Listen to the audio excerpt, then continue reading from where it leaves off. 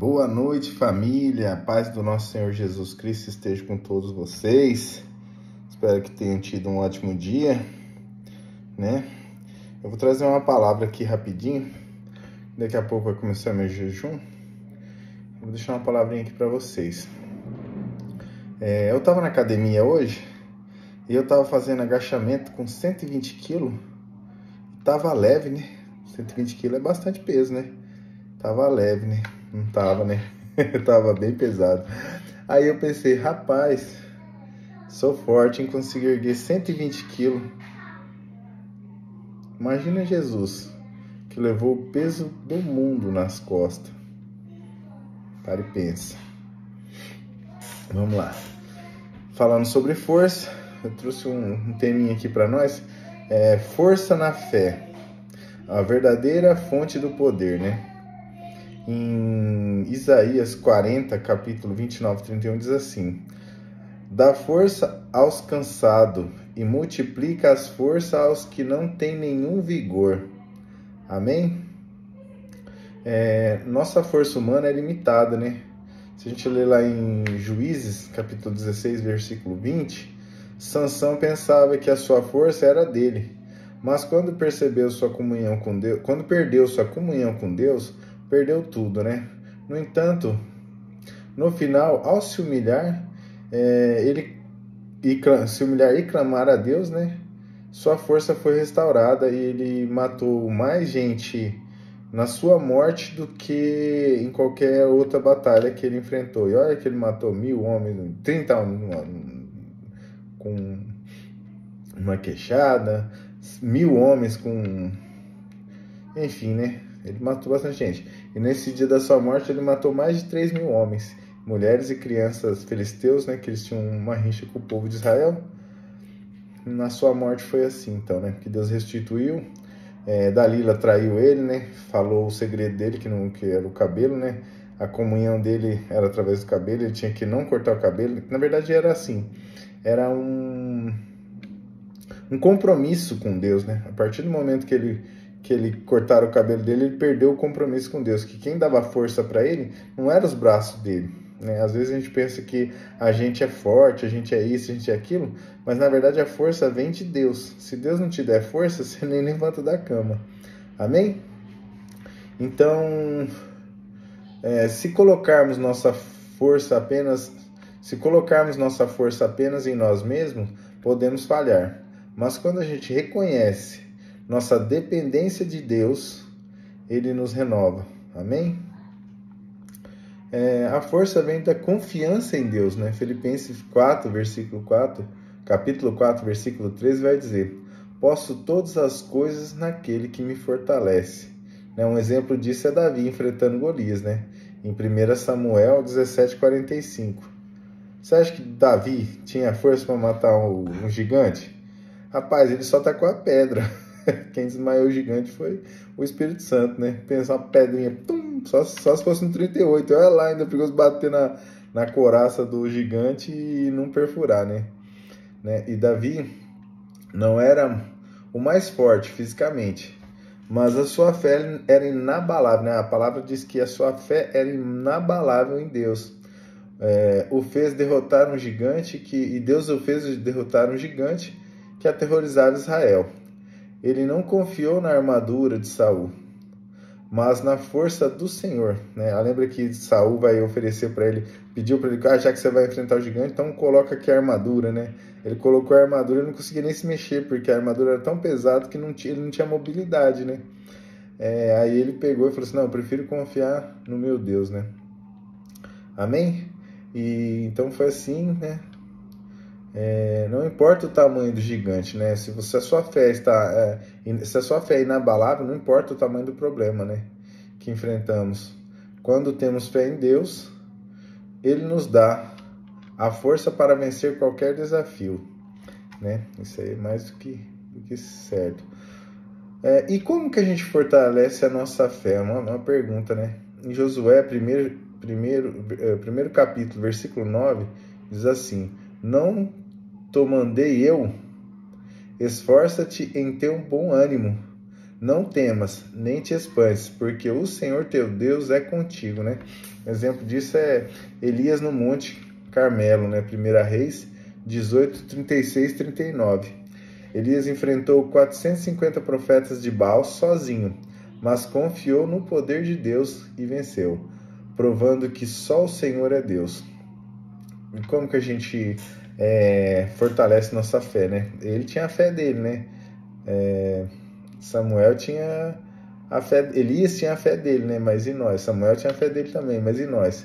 Através da oração. Mateus 26, 41 diz assim: vigiai e orai, para que não entreis em tentação. A palavra de Deus em Salmos 119,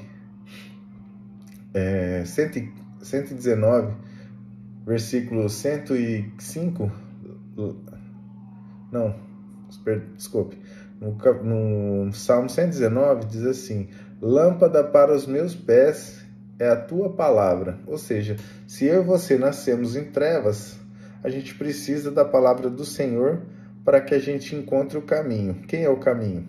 Fica aí para vocês responder essa.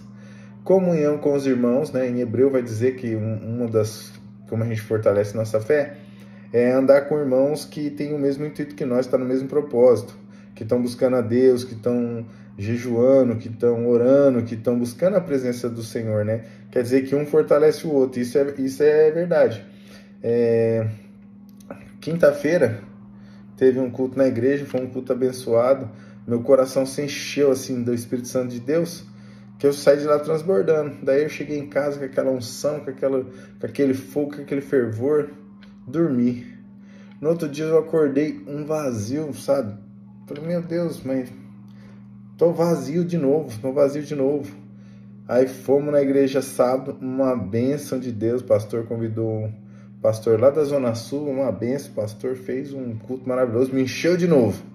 Fui embora, aí eu já fiquei mais esperto, né? Que o maná tem que vir todos os dias, né? Todo dia você tem que buscar o maná, porque se Deus te desse e ficasse, você não ia buscar mais, né? Se ia se acomodar, ia ficar parado. Então, o pão tem que ser buscado todo dia. O pão tem que ser buscado todo dia, né? O maná vai cair do céu, sim, mas você tem que buscar todo dia. E através da comunhão com os irmãos, eu fiquei muito tempo afastado da igreja por conta de ficar olhando para os homens, né? Para a falha humana. E se você for olhar, todas as igrejas têm homem. Todo homem tem falha. Você não tem que olhar para o homem. Você tem que olhar para a palavra. Você tem que olhar para Cristo. O foco é Cristo. Se você olhar para o homem, o dia que você tiver mais ou menos, você vai cair. Então, congregar com os irmãos, ter uma comunhão com os irmãos é importante. Para ver a fé de um, sempre alguém vai estar com mais fé do que você, alguém vai estar buscando mais do que você se espelha e acaba fortalecendo o corpo de Cristo. Hebreus 10, 25 diz assim: não deixando a nossa congregação. Isso aí é os hebreus falando, né? Assim como, esse aqui é um resumo que eu fiz, assim como um atleta precisa treinar regularmente para ganhar força, um cristão precisa buscar a Deus constantemente para crescer a sua fé. Isso é verdade. Se você pratica um tipo de esporte, vamos supor assim, andar de bicicleta. Eu ando de bicicleta.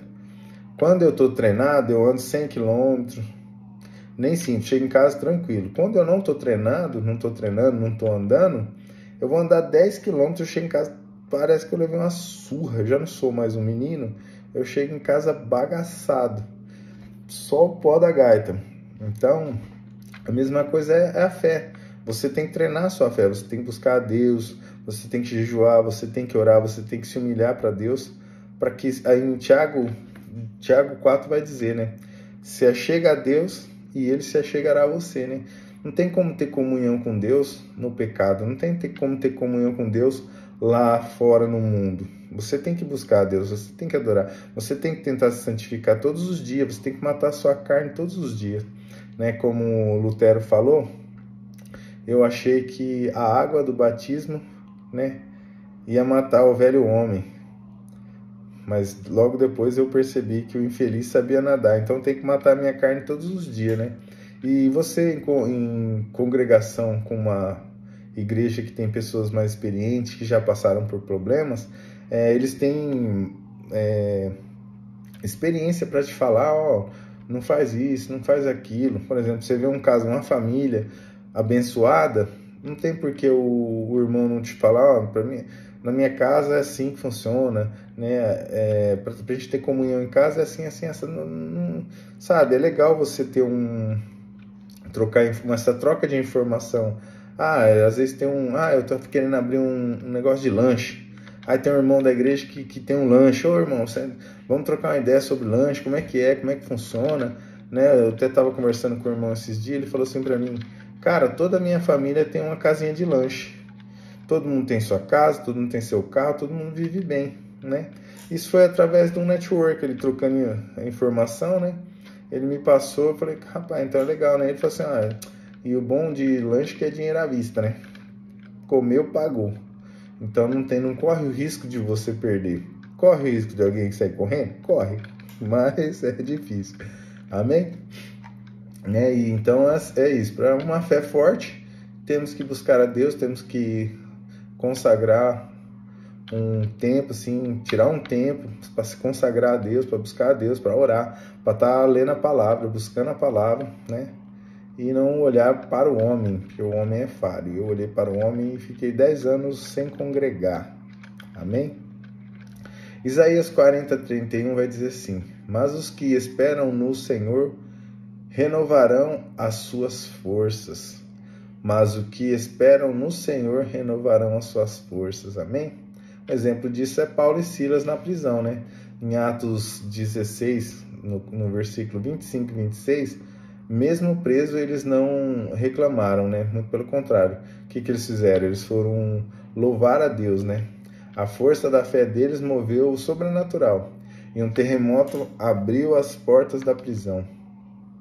Quando confiamos em Deus, até situações mais difíceis podem se transformar em milagres. Eu sei que você pode estar passando por um momento de dificuldade ou perder um pouco da fé. Eu quero te falar que Deus existe, Jesus te ama, Ele tem um plano na sua vida, Ele tem um propósito na sua vida, tem um propósito na minha vida. É só você dobrar o seu joelho e buscar o Senhor, que Ele vai se revelar a você. Se achegue a Deus e Ele se chegará a vocês. Amém? A força verdadeira não está apenas no físico, mas na fé. Assim como alguém treina para levantar peso, cada vez maiores, precisamos fortalecer nossa fé com o coração, leitura da palavra e a confiança em Deus. Não importa o tamanho do desafio, com Deus sempre seremos mais do que vencedores. Boa noite, meu povo, boa noite, minha família.